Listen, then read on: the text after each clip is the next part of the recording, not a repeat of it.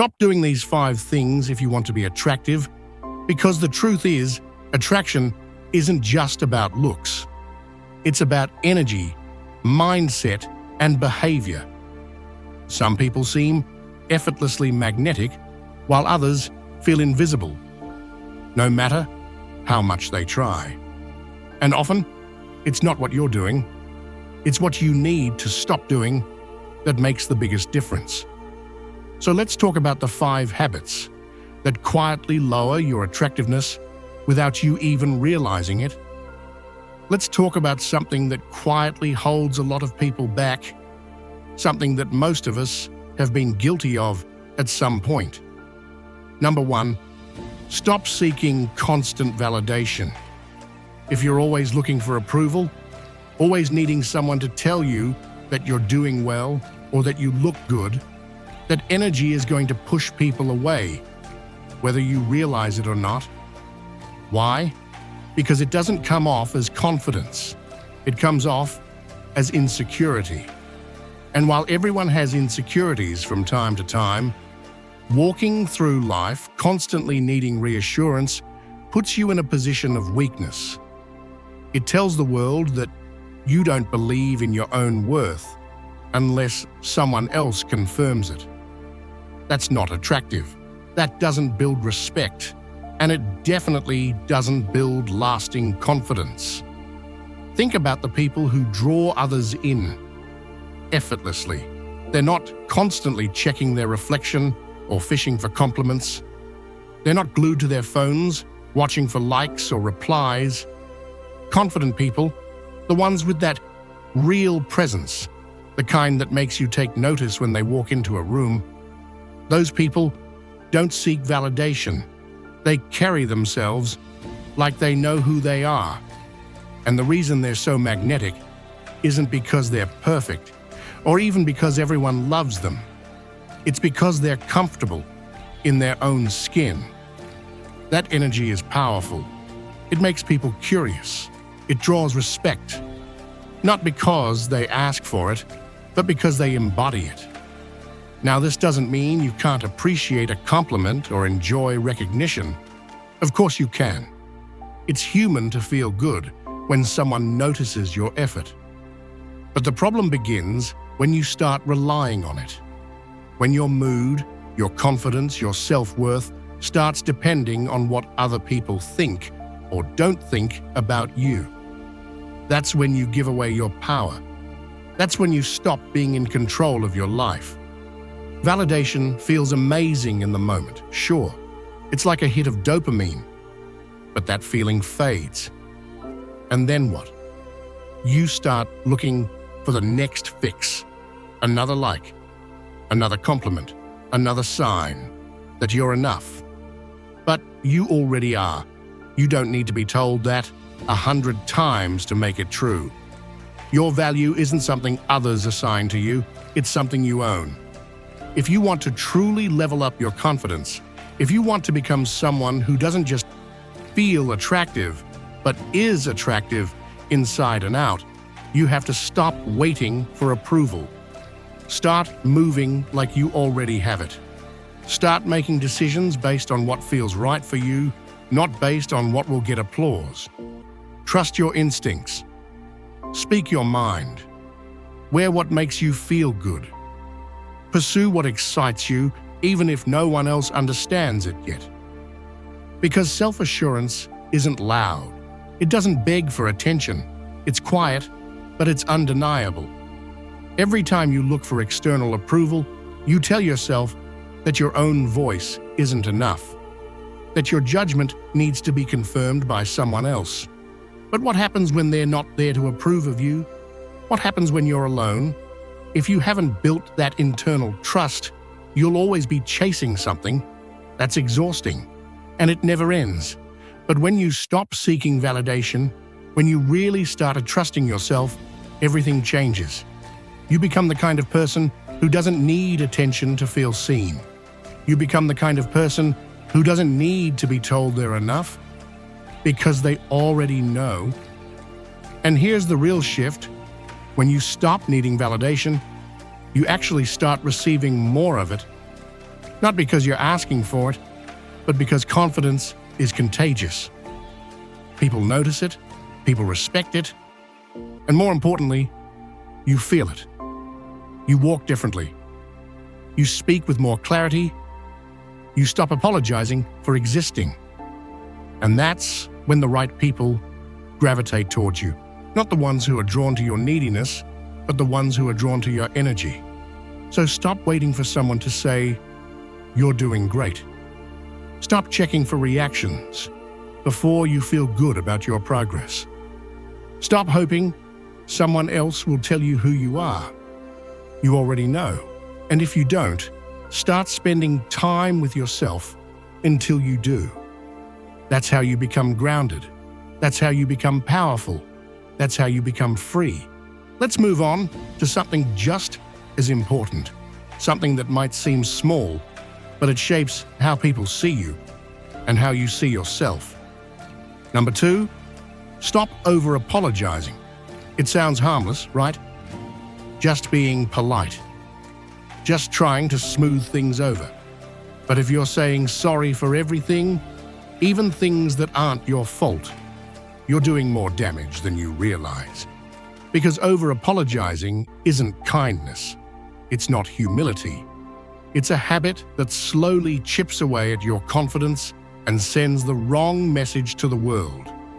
When you say sorry all the time, what you're really doing is shrinking yourself.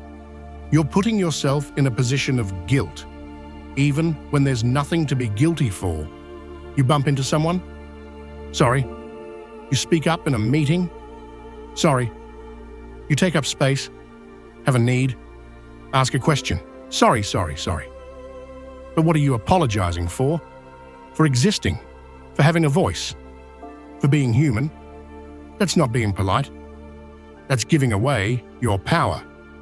And over time, it teaches people to expect you to back down, to minimize yourself, to take the blame even when it's not yours to carry. Of course, there's a time and place for a real apology. When you've hurt someone, when you've made a mistake, when something truly is your responsibility, own it. That's maturity. That's strength. But what I'm talking about here is the habit of constantly saying sorry as a default setting. It makes you seem unsure of yourself. It makes you come across as someone who doesn't believe in their own right to take up space. And if you keep doing it, people start to treat you accordingly, like someone who's always in the wrong, even when they're not. The next time you catch yourself saying sorry for something that isn't actually your fault, pause. Ask yourself, what am I really trying to express here? Maybe instead of "sorry I'm late," you can say "thank you for waiting." Instead of "sorry for asking," say "thanks for your time." That small shift is powerful. It changes the entire energy of the conversation. It shows that you're aware, you're respectful, but you're not diminishing yourself. You're not bending over backward to make yourself less visible or less important. Confidence isn't about being loud. It's not about never admitting fault. It's about knowing when an apology is necessary and when it's not. It's about recognizing your own worth and treating yourself with the same respect you offer others. Because every unnecessary sorry chips away at that. Every time you apologize for simply being, you reinforce the idea that you're a burden, that you're somehow wrong just for showing up. And you're not. You're allowed to speak. You're allowed to take up space. You're allowed to be learning, to be human, to not have all the answers. Start catching yourself.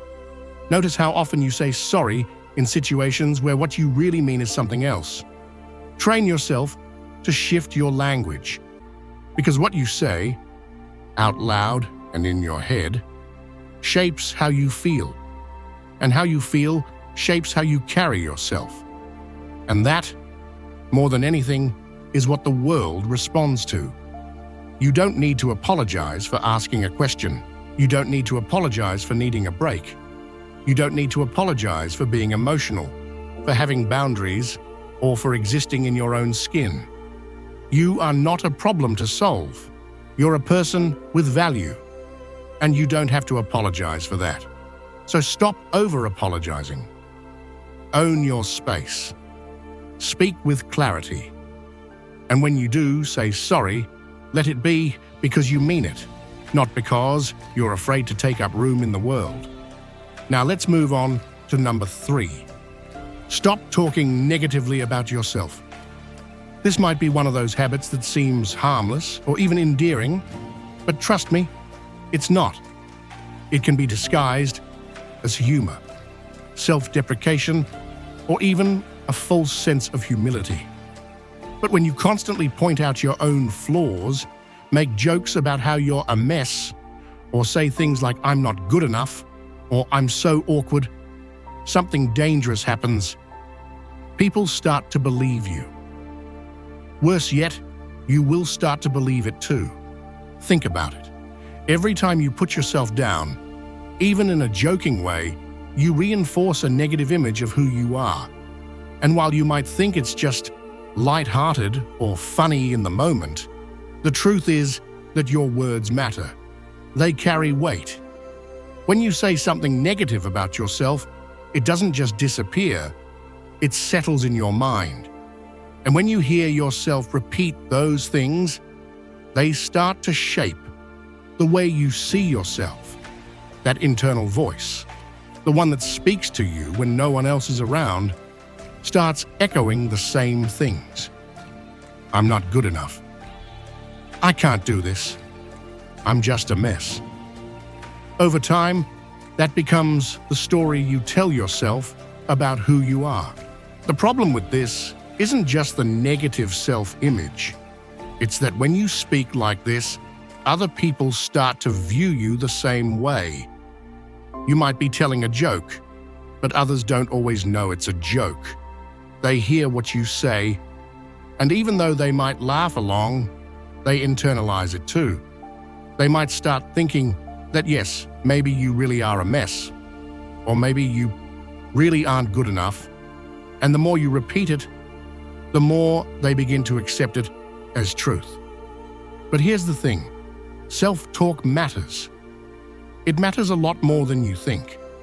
The way you talk to yourself shapes your reality. If you're constantly tearing yourself down, you're not going to build yourself up in any meaningful way. Now let's talk about what makes attractive people stand out. It's not that they have perfect lives or perfect looks, or that everything is always going right for them. It's that they respect themselves, they know their worth, and they speak to themselves with kindness even in tough moments. Attractive people aren't perfect. They have flaws, they have challenges, just like everyone else. But the difference is that they own it. They acknowledge their imperfections without making them the focus of their identity. They don't tear themselves down or allow others to do it either. They know their value and speak with confidence. It's not about being egotistical, it's about having your own back. It's about treating yourself with the respect you deserve. So next time you feel the urge to make a joke at your own expense, stop for a second. Ask yourself, what's this really saying about how I see myself? Is it building you up? Or is it reinforcing a story of self-doubt? You have to remember that the words you say about yourself, whether they're jokes or serious thoughts, have more power than you realize. They shape your reality, they shape how others perceive you, and most importantly, they shape how you perceive yourself. It's time to stop tearing yourself down in front of others, even if it's just for the laugh, even if it feels like being humble. Because self-respect isn't about putting yourself down to seem relatable or modest. It's about speaking to yourself with kindness, even when things aren't perfect. The more you honor yourself in the way you speak, the more others will follow suit. They'll start to treat you the way you treat yourself. And guess what? When you treat yourself with respect, the world can't help but notice that magnetic energy. People are drawn to confidence. People are drawn to people who own their worth, without apology. So from this moment forward, take a step back from the negative self-talk. Stop making jokes at your own expense, and start treating yourself with the respect you deserve. You don't need to be perfect, but you do need to be kind to yourself. The words you say about yourself matter more than you think. Now let's talk about something that can completely change the way people perceive you, even before you say a word. Number 4, stop ignoring your body language. Here's the thing, you can say all the right things, you can have the best intentions, but if your posture is closed off, if you're avoiding eye contact, or if your movements show discomfort or self-doubt, people are going to pick up on that. Nonverbal communication is incredibly powerful. In fact, studies have shown that a huge portion of our communication is nonverbal. Some say up to 93%. So no matter what words come out of your mouth, your body is always sending a message. And most of the time, it's what people notice first. Think about it. Have you ever been in a conversation where someone is speaking confidently, but their body is tense or closed off? Maybe their arms are crossed, they're fidgeting, or they're constantly looking down. Even if they have the most convincing words, the message their body is sending is one of uncertainty, discomfort, or even insecurity. And unfortunately, that's what people are going to remember, even if it wasn't the intention.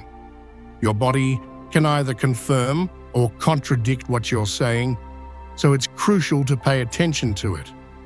The good news is, body language is something you can control. You don't need to fake confidence, but you can practice sending confident signals until they feel natural. It's all about being aware of how your body is communicating and then adjusting it to match the energy you want to put out into the world. You don't need to force yourself into some exaggerated power pose. It's not about pretending to be something you're not. It's about being open. So stand tall, keep your shoulders back, relax your arms. Look people in the eye when you speak. Simple things like this can make a huge difference. When your posture is open, when you look someone in the eye, and when you move with ease, you're telling the world, I'm comfortable in my skin. And that's attractive. That's magnetic. Because when you're physically comfortable and confident, it gives people permission to be comfortable around you too. When you show that you're at ease with yourself, others are more likely to feel the same way. This doesn't mean you have to be perfect. No one is. But small changes in how you carry yourself can make a big impact on how you're perceived. When you're standing tall, with your body open and relaxed, you're not just sending a message to others, you're sending one to yourself too. Your body will begin to mirror the confidence you want to feel, and over time, it becomes second nature. So next time you're in a conversation or walking into a room, take a moment to check in with your body. Are your shoulders hunched? Are your arms crossed defensively? Are you avoiding eye contact? If so, adjust. Straighten up, open your stance, and take a deep breath. The more you practice this, the more comfortable it will feel and the more naturally confident you'll appear. Because here's the thing, you don't need to say a word for people to pick up on your energy. The way you carry yourself speaks volumes. When your body says, I'm comfortable with who I am, people listen, even if you don't say a single word. So remember, body language matters. It's not just about what you say, it's about how you say it. and how you carry yourself speaks louder than any words ever could. So stand tall, be open, and watch how your confidence, inside and out, begins to shine. And finally, let's talk about the most dangerous trap of all, the one that steals not just your confidence, but your happiness. Number 5, stop comparing yourself to others. This is a habit that so many people fall into, especially with the rise of social media. You open your phone, scroll through your feed, and what do you see? Everyone else's highlight reel. Perfect vacations, glowing skin, new jobs, new relationships, new achievements. People posting their best moments. And in that moment, it's easy to start feeling like you're not doing enough, not looking good enough, or not living your best life. But here's the truth. Comparison is a game you'll never win. And I'm not just talking about losing here and there. I mean, you can never win. Why? Because there's always someone out there doing more, having more, showing more. The moment you start comparing yourself to others, you're setting yourself up for failure. You'll always find someone who seems to have it all together. But the reality is, no one does. Social media only shows the highlights. It doesn't show the behind the scenes, the hard work, the struggles, the failure, the things that didn't go according to plan. Everyone is on their own journey, and comparison only robs you of appreciating your own. What makes you attractive isn't how you stack up against others. It's how comfortable you are being yourself. Confidence isn't found in trying to match someone else's timeline, lifestyle, or look. It's found in embracing your own. The more you focus on your own growth, your own progress, your own path, the more you develop a sense of inner peace that doesn't come from measuring yourself against the next person. You become so rooted in your own journey that outside comparisons don't shake you. Your value isn't determined by what others are doing. It's determined by how well you're doing with the person you were yesterday. It's time to stop getting lost in the what-ifs and I wish I had's. You know, the thoughts like, what if I was as successful as they are? What if I had that kind of life? What if I looked like that? Instead of chasing someone else's version of success, focus on the version that's right for you. Stay in your lane, stop trying to keep up with everyone else, and start appreciating how far you've come. You've already made progress, no matter how small it may seem in comparison. Your journey is yours alone, and that's something to be proud of. The reality is that we all have different paths, different timelines, and different definitions of success. Just because someone else is running at a different pace or achieving different milestones doesn't mean you're behind or less than. It just means you're on a different path. Your uniqueness, your ability to appreciate your progress and keep going without getting distracted by the outside noise, that's rare. And guess what? Rarity is attractive. People are drawn to authenticity, to someone who's confident in their own life, without constantly measuring themselves against everyone else. When you stop comparing yourself to others, you open the door to self-acceptance and true confidence. And that kind of self-assurance, it's magnetic. So next time you catch yourself scrolling through social media or thinking, I should be further along by now, take a moment to remind yourself, your journey is yours. Focus on your own growth. Celebrate your wins, no matter how big or small. Be grateful for the steps you've taken, because what makes you attractive isn't how you compare to someone else. It's how comfortable you are in your own skin, at your own pace. Embrace that. Own that. And remember, when you stop comparing, you unlock the true power of being yourself. So if you've been doing any of these things, it's time to let them go. You don't need to change who you are to be attractive. You just need to stop holding yourself back. Confidence, presence, self-respect. Those things are powerful, and they're all within your control. Drop the habits that dull your shine, and watch how people start to see you differently. Attraction starts with you.